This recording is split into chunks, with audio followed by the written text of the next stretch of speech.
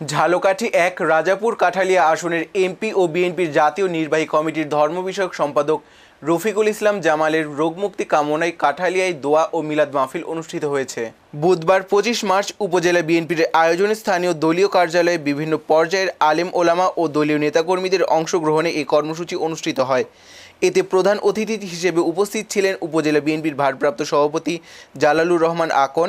এছাড়া উপজেলা বিএনপি সাধারণ সম্পাদক আক্তার হোসেন নিজাম মিরবহর সহ বিএনপি ও অঙ্গ সহযোগী সংগঠনের নেতৃবৃন্দ উপস্থিত ছিলেন।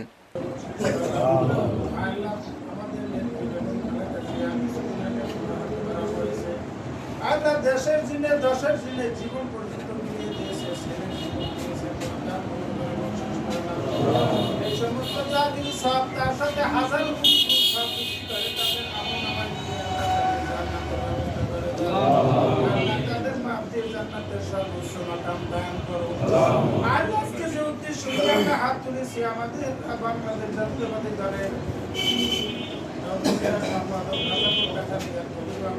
জাতীয় সংসদ সদস্য রফিকুল ইসলাম জমাবাই দীর্ঘদিন পর্যন্ত বসুলে করতে আছে।